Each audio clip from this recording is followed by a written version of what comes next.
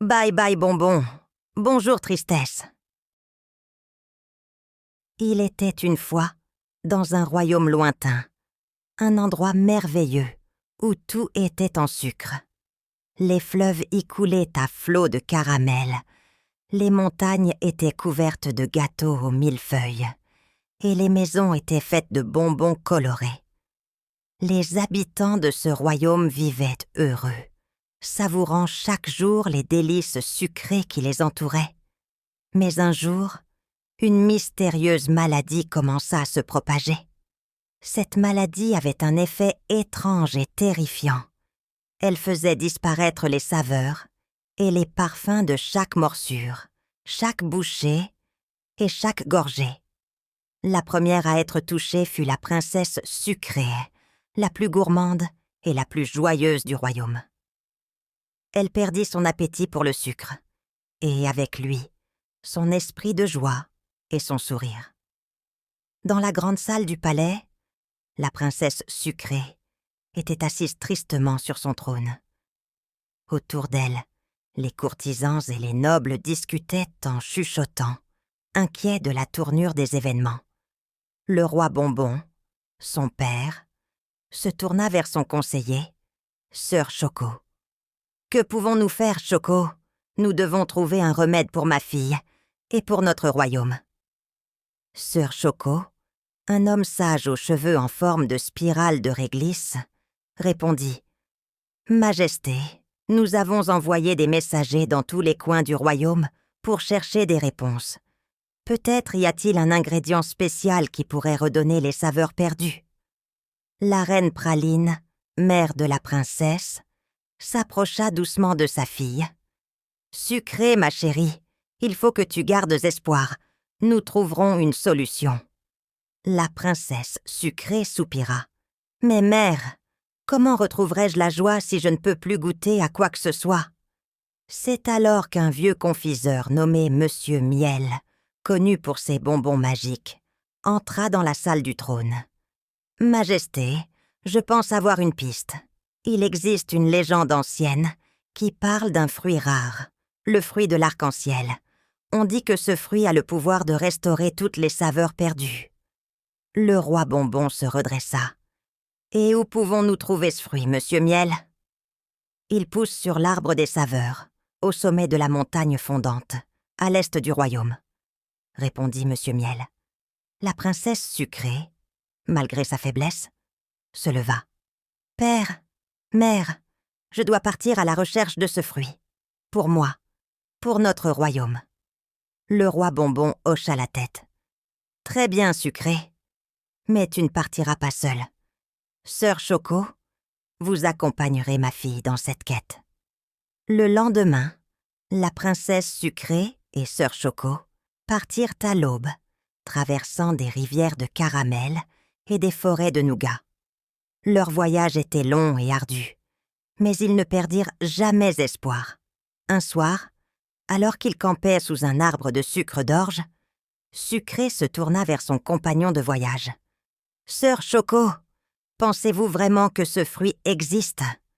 Sœur Choco, en souriant, répondit « Princesse, je crois en la magie de notre royaume, et je crois en vous. Nous réussirons. » Après plusieurs jours de marche, ils atteignirent enfin la montagne fondante. Grimper cette montagne de millefeuilles n'était pas une tâche facile. Les couches de crème glissaient sous leurs pieds, rendant chaque pas plus difficile que le précédent.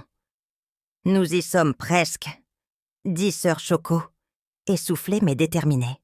Enfin, au sommet, ils aperçurent l'arbre des saveurs. Ses branches scintillèrent de 1000 couleurs, et au centre, un unique fruit de l'arc-en-ciel brillait intensément. La princesse sucrée s'approcha de l'arbre, mais une voix mystérieuse retentit. « Qui ose s'approcher de l'arbre des saveurs ?» Un esprit de sucre, une créature faite de cristaux scintillants, apparut devant eux. « Je suis le gardien des saveurs. Pourquoi cherchez-vous ce fruit ?» La princesse sucrée répondit avec courage. « Notre royaume est frappé par une terrible maladie qui fait disparaître les saveurs. Nous avons besoin de ce fruit pour guérir notre peuple. » Le gardien des saveurs la regarda intensément. « Votre quête est noble, mais le fruit de l'arc-en-ciel ne peut être cueilli que par quelqu'un au cœur pur et désintéressé. Prenez-le, si vous en êtes ma cocotte digne. » Avec une main tremblante mais résolue, la princesse sucrée tendit la main et cueillit le fruit. À l'instant où elle le toucha, une vague de saveur inonda ses sens. Les parfums qu'elle avait perdus revinrent avec une intensité décuplée. « Merci, gardien, » dit-elle, les larmes aux yeux. « Je jure de partager cette magie avec tout le royaume. » Sœur Choco et la princesse sucrée redescendirent la montagne et retournèrent au palais avec le fruit de l'arc-en-ciel. Lorsqu'ils arrivèrent, ils furent accueillis par des acclamations joyeuses. Dans la grande salle du trône, la princesse sucrée partagea le fruit magique avec ses parents. Père, mère, goûtez et ressentez les saveurs renaître. Le roi Bonbon prit une bouchée et son visage s'illumina. C'est incroyable, les saveurs sont de retour. La reine Praline, les larmes aux yeux, ajouta « Nous devons partager ce fruit avec tout le royaume. » Et c'est ce qu'ils firent. Chaque habitant du royaume reçut une part du fruit de l'arc-en-ciel, et bientôt, les rivières de caramel coulèrent plus sucrées que jamais. Les montagnes de millefeuilles devinrent encore plus délicieuses, et les maisons de bonbons colorés brillèrent de mille feux. La princesse sucrée retrouva son appétit pour le sucre, son esprit de joie et son sourire. Le royaume tout entier célébra le retour des saveurs, avec des fêtes et des festins inoubliables. Et ainsi, le royaume où tout était en sucre retrouva sa magie et sa splendeur, grâce à la bravoure et à la détermination de la princesse sucrée.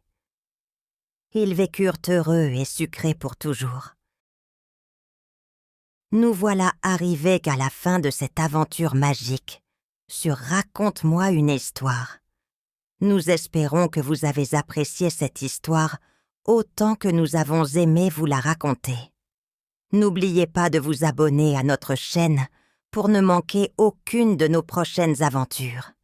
Et si vous souhaitez soutenir notre travail et aider à la création de nouvelles histoires, vous pouvez visiter notre page sur Ko-fi à l'adresse suivante: ko-fi.com Nina's Bibliothèque. Vous trouverez le lien dans la description. Merci pour votre soutien et à bientôt pour de nouvelles découvertes.